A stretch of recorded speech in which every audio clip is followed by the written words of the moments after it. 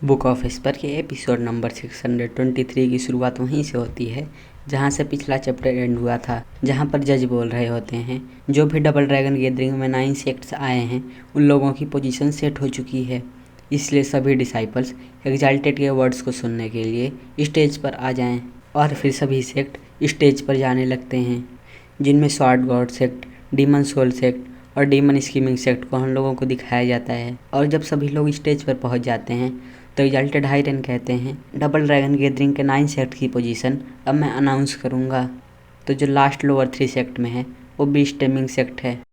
Beast taming sect को सबसे last में देखकर दो डिसाइपल्स आपस में बात कर रहे होते हैं, क्या ये वही सेक्ट नहीं है जिसे जूफेन ने एक पंच में हरा दिया था।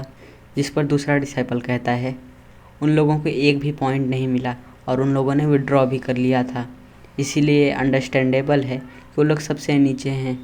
और फिर एग्जाल्टेड हाइरन कहते हैं जो मिडिल 3 सेक्ट में लास्ट आया है वो डीमन सोल सेक्ट है। और हम लोग हेवन ट्रेलिंग सेक्ट के यंग मास्टर को देखते हैं जो बड़ा ही घबराया होता है। और डीमन सोल सेक्ट को सबसे लास्ट में देखकर यंग मास्टर हान अपने छोटे भाई से बोलता है हम लोगों ने ये उम्मीद की थी कि हम लोग एक रैंक और ऊपर जाएंगे, लेकिन उसके जगह हम लोग मिडिल 3 सेक्ट के सेकंड पोजीशन से मिडिल 3 सेक्ट के लास्ट पोजीशन पर आ गए। और फिर उसका छोटा भाई बोलता है जब हम लोग घर जाएंगे तो हम लोगों को फादर बहुत मारेंगे। और फिर हमें हेवन ट्रेलिंग सेक्ट के यंग मास्टर को दिखाया जाता है जो बड़ा ही डरा होता है और अपने मन में सोच रहा होता है यहाँ तक कि डीमन स्कीमिंग सेक्ट भी मिडिल 3 सेक्ट में लास्ट पोजीशन पर आई है, तो क्या हेवन ट्रेलिंग सेक्ट की पोजीशन लोअर 3 सेक्ट में आएगी। वो ये सब सोच ही रहा होता है। एग्जाल्टेड हाइरन कहते हैं जो सुपीरियर 3 सेक्ट में लास्ट पोजीशन पर आया है वो स्वॉर्ड गॉड सेक्ट है। स्वॉर्ड गॉड सेक्ट को सुपीरियर 3 सेक्ट में सुनकर वान टाओ और जीटियान भी हैरान हो जाते हैं, क्योंकि उन लोगों को भी उम्मीद नहीं होती कि sword god sect superior 3 sect में आएगा। और फिर वो लोग खुशी से उछलते हुए कहते हैं अभी हम लोग सुपीरियर 3 सेक्ट में से एक हैं। और फिर वान टाओ जूफेन की तरफ देखता है और जूफेन वान टाओ की तरफ, और वान टाओ जूफेन को देखकर मुस्कुराने लगता है। और फिर हम लोगों का सीन शिफ्ट होता है और हम लोग जाओ देजू को देखते हैं जो अपने मन में सोच रहा होता है क्योंकि अब sword god sect superior 3 sect में प्रमोट हो चुकी है, इसका मतलब सुपीरियर 3 सेक्ट में से कोई ना तो कोई नीचे ज़रूर गिरेगा।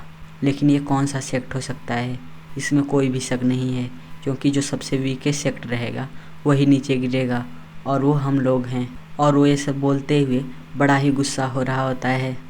और फिर वो अपने मन में सोचता है डबल ड्रैगन गैदरिंग की हिस्ट्री में ये सबसे बुरा रिजल्ट है, आखिर हम लोग अपने हायर अप्स को क्या जवाब देंगे जब हम लोग वापस लौटेंगे। वो ये सब सोच ही रहा होता है कि एग्जाल्टेड हाइरन फिर से अनाउंसमेंट करते हुए कहते हैं जो लोअर 3 सेक्ट में मिड पोजीशन पर आया है वो मिस्टिकल हेवन सेक्ट है। ये अनाउंसमेंट सुनकर मिस्टिकल हेवन सेक्ट के एल्डर अपने मन में सोचते हैं यह रिजल्ट तो जैसे हम लोगों ने सोचा था वैसा ही है। और फिर इन सब के बाद एग्जाल्टेड हाइरन कहते हैं जो मिडिल 3 सेक्ट में सेकेंड स्पॉट पर आया है वो यूनिवर्सल राइटियस सेक्ट है, जिसे सुनकर जाओ देजू के चेहरे से पसीने छूटने लगते हैं।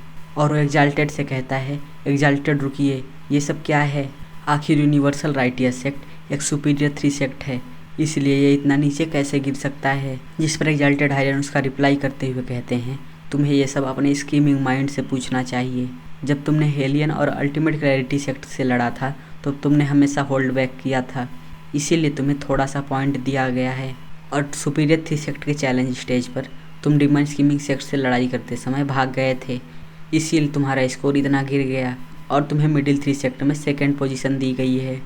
एग्जाल्टेड की ऐसी बात सुनकर जाओ देजू अपने घुटने पर आ जाता है और डरते हुए कहता है ये कैसे हो सकता है, जो सुपीरियर 3 सेक्ट में एक सिंगल फाइट होती है उसके पॉइंट्स दूसरे कैटेगरीज के कंपैरिजन में बहुत ज़्यादा होते हैं, ये कैसे हो सकता है। जाओ देजू की ये बात एग्जाल्टेड बाई मी सुन लेते हैं और कहते हैं तुम सही बोल रहे हो, क्योंकि जो सुपीरियर 3 सेक्ट के डिसाइपल्स हैं वो बहुत ही ज़्यादा स्ट्रॉन्ग हैं और इसका मतलब है कि अगर तुम हार मानते हो तो तुम्हारे पॉइंट्स को बहुत ज़्यादा घटा दिया जाता है और इस स्टेज पर तुम्हारे स्कीम्स ने तुम्हें पहुंचाया है। एग्जाल्टेड बाई मी की हर बात जाओ देजू बड़ी ही ध्यान से सुन रहा होता है। और फिर एग्जाल्टेड बाई कहते हैं मुझे उम्मीद है कि अब जब तुम लोग मिडिल 3 सेक्ट के सेकंड पोजीशन पर आ गए हो तो तुम्हारा सेक्ट शांत रहेगा और अपने पाथ पर फोकस करेगा, ना कि फेम और वेल्थ के लिए स्कीम बनाएगा। और ये चीज़ तुम्हें भी पता है, स्कीमिंग करने से रिस्क भी आते हैं और जब तुम्हारी स्कीम से फेल हो जाती हैं तो तुम्हें इसके लिए सफ़र भी करना पड़ता है।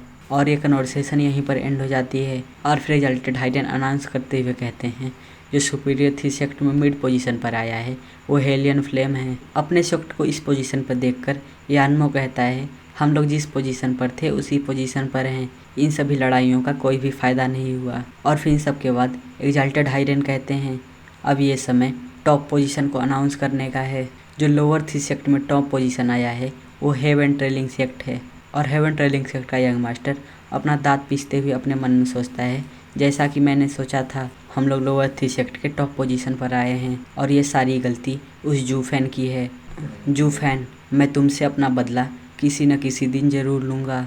और वो बड़े ही गुस्से में जूफैन की तरफ देख रहा होता है। और फिर exalted hidden middle three sect के टॉप पोजीशन को बताते हैं जो होता है डीमन स्कीमिंग सेक्ट। और यह सुनने के बाद डीमन स्कीमिंग सेक्ट के लोगों पर कोई भी रिएक्शन नहीं होता है, जिसे देखकर एग्जाल्टेड हाइडन एग्जाल्टेड वाइमी से कहते हैं demon scheming sect lower three sect से टॉप मिडिल थ्री सेक्ट में आ गया और मुझे ऐसा लगता है कि उन लोगों को पहले से ही पता था और फिर भी वो लोग बड़े ही शांत हैं और ये बहुत ही रिमार्केबल है। और क्या उन लोगों के एक्सपेक्टेशन से टॉप मिडिल सेक्ट कम है? क्या उन लोगों ने सुपीरियर थ्री सेक्ट के लिए एम किया था?